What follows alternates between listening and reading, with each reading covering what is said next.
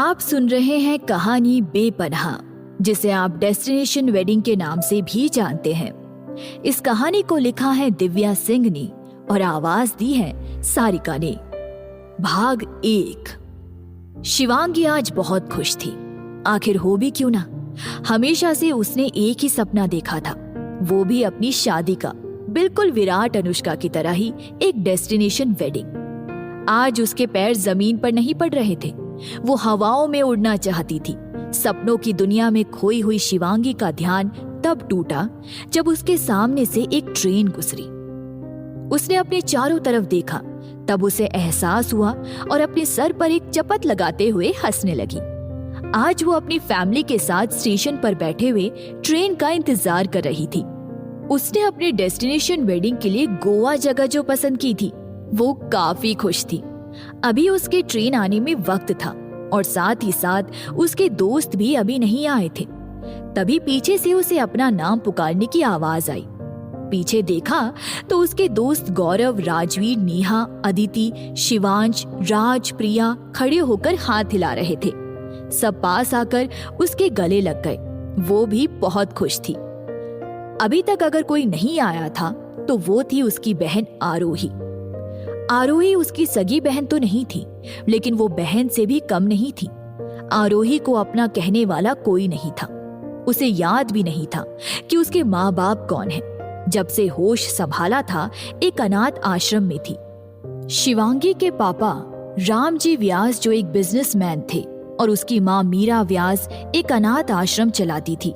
वही शिवांगी की मुलाकात आरोही से हुई। तब से वो उसे अपनी बहन की तरह मानती थी। मीरा व्यास भी उसे अपनी बेटी की तरह ही प्यार देती थी। कभी दोनों में कोई भेदभाव नहीं किया गया। शिवांगी और आरोही दोनों ही चंचल स्वभाव की थी।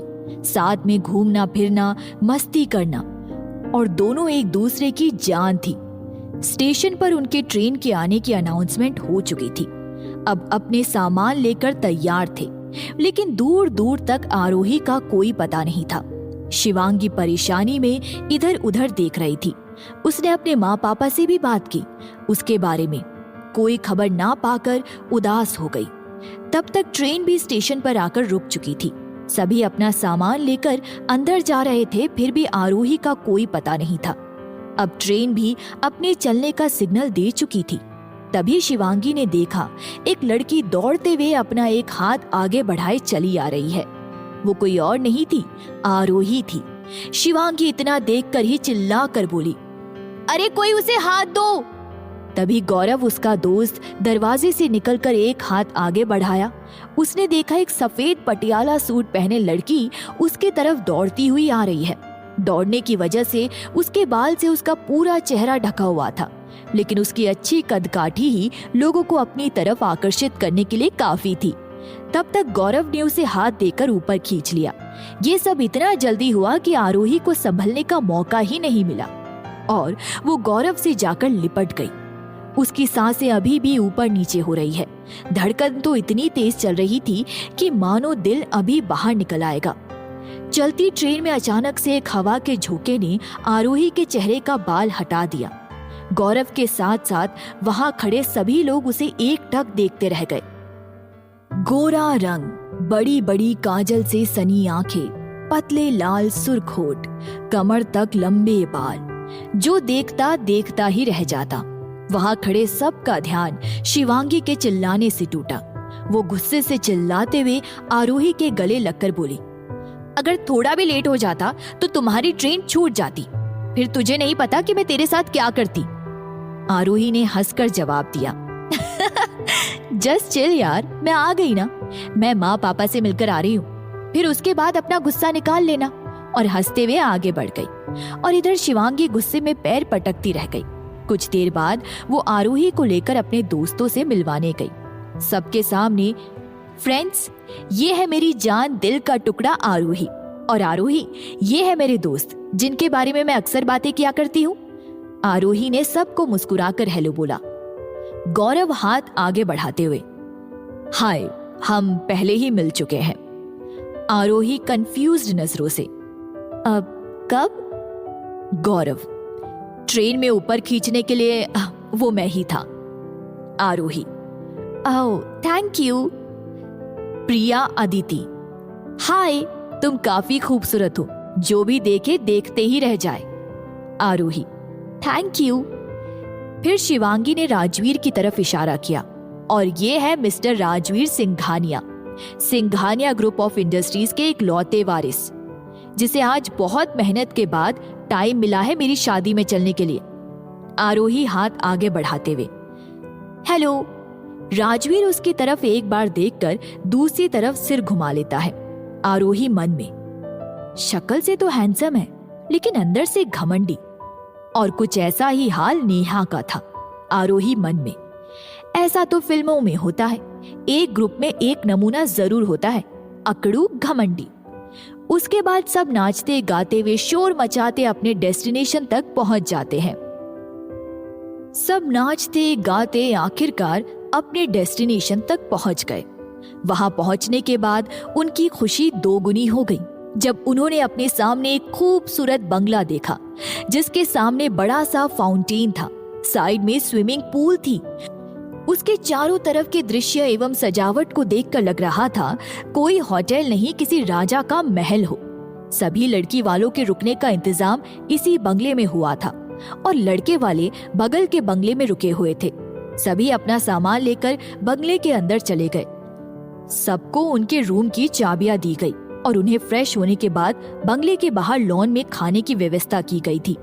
वही उन्हें बुलाया गया था। इधर मीरा जी काफी परेशान दिख रही थी। इतनी जल्दी सब कैसे होगा तैयारी, ये सोच सोचकर उनका बीपी लेवल हाई हुआ जा रहा था, क्योंकि कल से ही सारे फंक्शन शुरू होने वाले थे। तभी राम जी व्यास उनको सोफे पर बैठाते हुए बोले, आप चिंता मत कीजिए, सब हो जाएगा। मीरा जी, अरे कैसे परेशान ना रहे, लड़के वाले हैं हम, जिनसे हमारा रिश्ता जुड़ा है वो लोग कोई मामूली लोग नहीं है, शहर के जाने माने लोगों में से एक है। राम जी, मुझ पर भरोसा है ना आपको? मीरा जी, अरे कैसी बात कर रहे हैं आप? राम जी, फिर सब ठीक होगा, चिंता मत कीजिए। आरोही, माँ आप कैसी हैं? आपकी तबीयत ठीक है ना? राम जी, हाँ भाई, हमारी मिसेस बिल्कुल ठीक है। आरोही, माँ सच में? मीरा जी, हाँ बेटा मैं सही हूँ। और ये क्या, तुम अभी तक फ्रेश नहीं हुई हो? जल्दी से फ्रेश होकर खाना खा लो, कल से सारे फंक्शन शुरू हो जाएंगे। जल्दी से तैयारी करवाने में मेरी मदद करो। शिवांगी तो कोई काम करने से रही, गुस्से के लहजे में बोली। आरोही मुस्कुराकर, जी हाँ मैं बस अभी आई, तब तक आप भी फ्रेश हो लो। वो जल्दी से अपना सामान लेकर ऊपर सीढ़ियों से जाने को हुई, तभी उसका पैर अचानक से जमीन पर बिछी हुई मैट में फंस गया। वो गिरने ही वाली थी कि तभी दो मजबूत हाथों ने उसे पकड़ लिया और उसने डर से अपनी दोनों आंखें बंद कर ली। थोड़ी देर में उसे एहसास हुआ कि वो जमीन पर ना गिर कहीं और है। तब उसने धीरे से अपनी दोनों आंखों को खोला। उसे अपने सामने दो मुस्कुराती हुई आंखें दिखी। उसने अपनी आंखें बड़ी कर ली, फिर देखा तो वो कोई और नहीं, गौरव था। गौरव, तुम ठीक हो? आरोही, हाँ थैंक यू। फिर वो अपना सामान लेकर ऊपर चली जाती है और पीछे गौरव मुस्कुराता रह जाता है। तभी पीछे से शिवांगी उसके सर पर चपत लगाते हुए बोली, मेरी बहन है वो, उससे दूर रहना। गौरव, अरे यार, इतने सालों से मैं चांस मार रहा था, लेकिन तुमने तो मेरा दिल तोड़कर किसी और को पसंद कर लिया। अब क्या करें, इस दिल को कोई और पसंद आने लगा। हंसते हुए शिवांगी, बहन है वो मेरी, अगर उसे थोड़ा भी हर्ट किया तो तुम्हारी खैर नहीं, उंगली दिखाते हुए, और फिर चली जाती है। गौरव चेहरे पर मुस्कान लिए, ओके ओके। थोड़ी देर बाद सब एक खाली टेबल देखकर खाने बैठ गए। तभी राज ने बोला, गौरव अब तू भी कोई लड़की देखकर सेट हो जा, हमारे ग्रुप में सब शादी कर लिए। गौरव, अभी सब कहाँ, राजवीर और नेहा बचे हैं। शिवांश मजाक के अंदाज में, पहले राजवीर हंसना सीख ले, नहीं तो इसे कौन सा बाप अपनी लड़की देगा। सब हंसने लगते हैं। तभी नेहा गुस्से में, नेहा अगर तेरे हाथ में अदिति का बाप हाथ दे सकता है तो राजवीर के लिए लाइन लगी है, तू तो कुछ करता भी नहीं है। सॉरी, मैं बताना भूल गई थी, यहाँ अदिति, शिवांश, राज, प्रिया मैरिड कपल है। अदिति गुस्से में, Neha mind your own business. Neha कुछ कहती उससे पहले राजवीर, जस्ट कीप क्वाइट। राज, यार हम लोग शादी एंजॉय करने आए हैं। शिवांगी, सच में यार मेरी शादी में कोई तमाशा नहीं चाहिए मुझे। प्रिया, आरोही तुम बहुत कम बोलती हो। अच्छा तुम्हारा कोई बॉयफ्रेंड है? लाइन लगी होगी। आरोही स्माइल करते हुए, नहीं आई एम सिंगल। राज, यार बिलीव नहीं हो रहा है। शिवांश, एग्जैक्टली ब्रो, हमारे कॉलेज में होती तो लाइन लग जाती। अदिति गुस्से का नाटक करते हुए, तुम दोनों को बताऊं मैं? राज, जस्ट चिल यार, बहन है हमारी वो। शिवांश, हाँ आज से हमारी बहन है वो। किसने बोला कि गर्लफ्रेंड या वाइफ ही हॉट होनी चाहिए? बहन भी हॉट होनी चाहिए और आज इस बात का हमें गर्व है। राज आरोही से, आज से तुम मेरी और शिवांश की बहन हो। अगर तुम्हें कभी भी कोई जरूरत हो हमें जरूर याद करना। इतना सुनते ही आरोही अपनी आंखों में आंसू लिए उठ खड़ी हुई और चली गई। प्रिया, क्या हुआ इसे?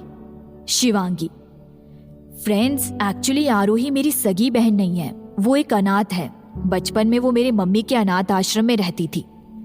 जब मेरी उससे दोस्ती हुई तब मैं उसे घर लेकर आई और मेरे माँ पापा ने उसे अडॉप्ट किया। तो आज तुम लोग की बात सुनकर इमोशनल हो गई है। वहां बैठे सब इस बात को सुनकर उदास हो गए। नेहा, जिसे इस बात पर कोई फर्क नहीं पड़ा, अरे सब यहाँ मातम मनाने आए हो, कल की तैयारी भी करनी है, चलो सब सो जाओ। सब वहां से उठकर अपने अपने रूम में चले गए। कल से सारे फंक्शन शुरू होने वाले थे।